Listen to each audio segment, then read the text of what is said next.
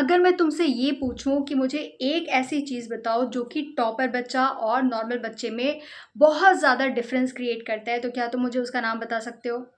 वो है उनका नोट्स। जो टॉपर बच्चा होता है वो शुरू से ही अपने नोट मेकिंग पे बहुत ही अच्छी तरीके से फ़ोकस करता है।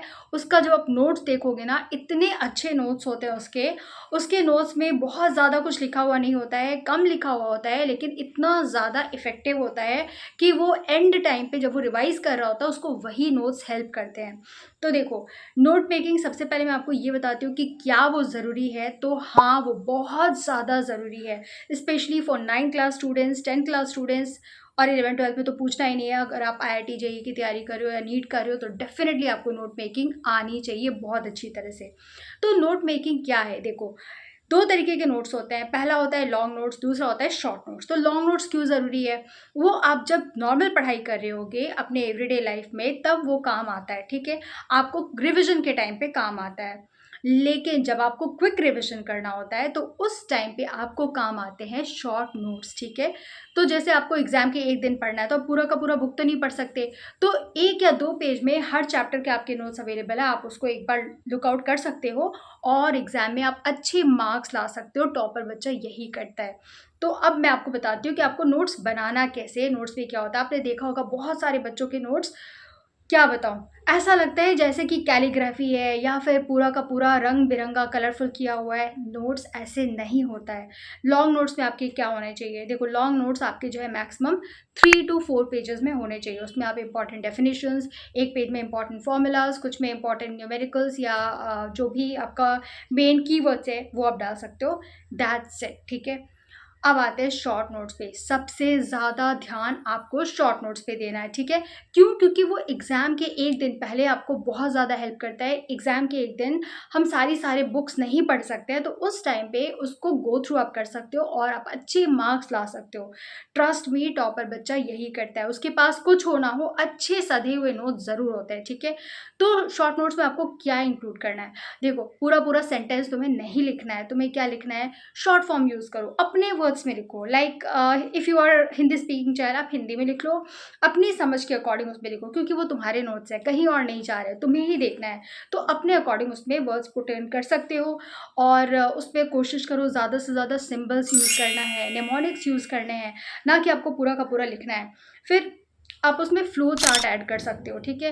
पूरे के पूरे चैप्टर को फ्लो चार्ट के फॉर्म में लिख लिया, तो क्या है, आप उससे गो थ्रू करोगे बहुत ही आराम से और आपको कुछ याद ना रहे ना रहे, वो सीक्वेंस याद रहता है। तो इस तरीके से आप अपने नोट्स बनाओगे और जब आप नोट्स बना रहे होगे ना, तो अपने पास एक हाइलाइटर ज़रूर रखना, डिफरेंट कलर का, वो कोई भी कलर का हाइलाइटर हो सकता है, वो अपने पास रखो और जो भी इंपॉर्टेंट कीवर्ड्स है वो बुक में अंडरलाइन करते जाओ। उस वक़्त आपको नोटबुक में नहीं लिखना है। जो भी इंपॉर्टेंट कीवर्ड्स है उसको बुक में हाइलाइट करो और कोशिश करो पर पेज 1 या 2 कीवर्ड्स निकाल लो, ठीक है? इस तरह से आपको अपने नोट्स में कीवर्ड्स यूज़ करना है।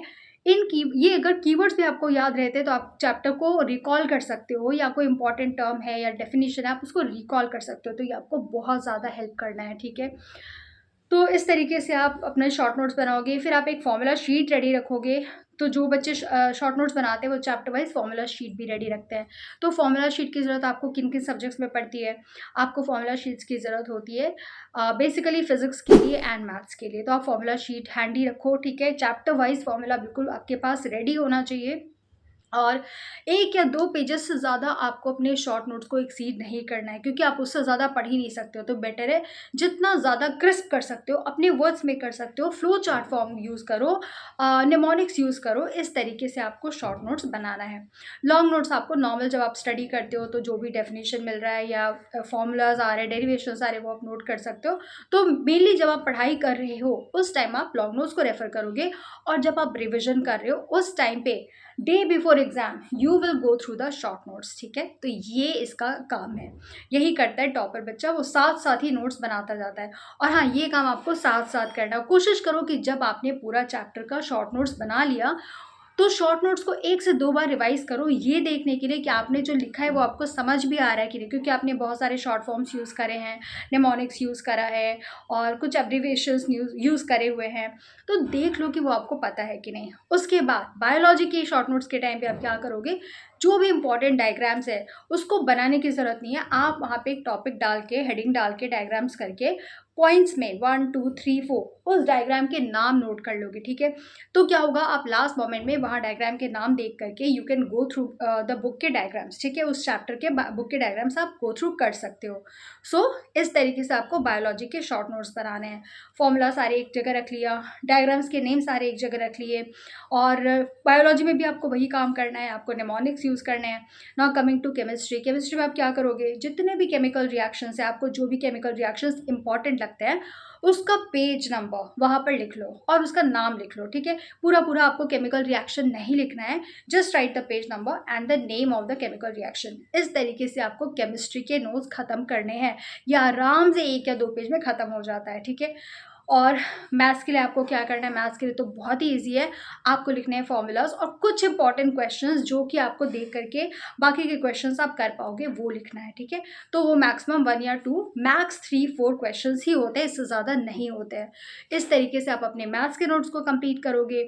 हिंदी इंग्लिश में आपको नोट्स बनाने की ज़रूरत नहीं है, वो तो anyway you have to go through the book, तो एक बार ऐसे ही रफली गो थ्रू कर लिया डे बिफोर एग्जाम।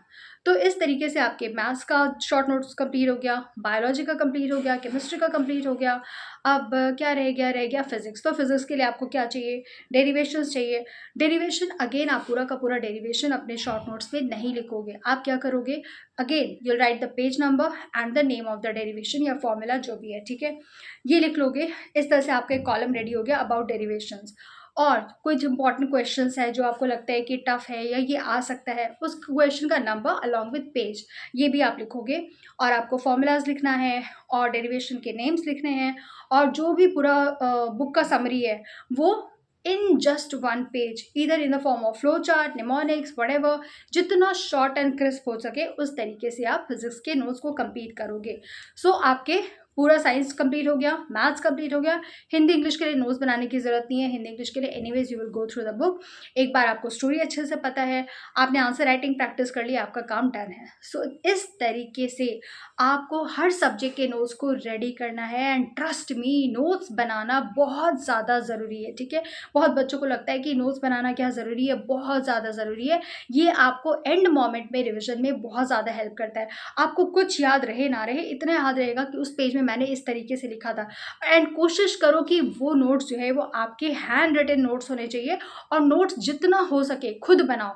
जितना खुद से बनाओगे उतना ज़्यादा तुम्हारे मेमोरी में जाता चला जाएगा और तुम चीज़ों को भूलोगे नहीं। तो एक तरीके से वो तुम्हारा मेंटल एक्सरसाइज हो गया और रिविजन भी साथ साथ हो रहा है। तो दिस इज़ वाई नोट्स बनाना बहुत ज़्यादा ज़रूरी है। ट्रस्ट मी, हर टॉपर बच्चा नोट ज़रूर बनाता है, उसके पास अपने हर सब्जेक्ट की प्रॉपर नोट्स कॉपी होती है।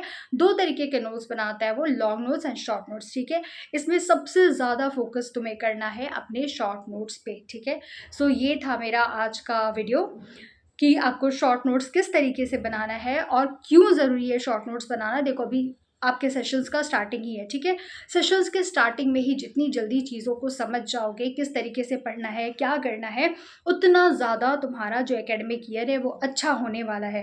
लेकिन अगर अभी तुमने फंबल कर लिया, कुछ मिस्टेक्स कर लिए जो तुम्हें इनिशियली नहीं करने चाहिए, तो आगे जाके तुम्हें प्रॉब्लम हो सकती है। इसलिए आई सजेस्ट स्टार्टिंग से ही बिल्कुल फुल फॉर्म में आओ, अच्छे से अपने नोट्स बनाओ, अच्छे से स्टडीज़ करो, थरो स्टडीज़ करो, ताकि तुम डेफिनेटली 95 एंड अबव मार्क्स लेकर आओ अपने एग्जाम्स में और एंड में सबको हैप्पी कर दो। तो ये था आज का वीडियो। उम्मीद करती हूँ वीडियो हेल्पफुल रही होगी। अगर हेल्पफुल रही है तो वीडियो को लाइक करो, चैनल को सब्सक्राइब करो और कमेंट करके बताओ क्या तुम नोट्स बनाना स्टार्ट करने वाले हो।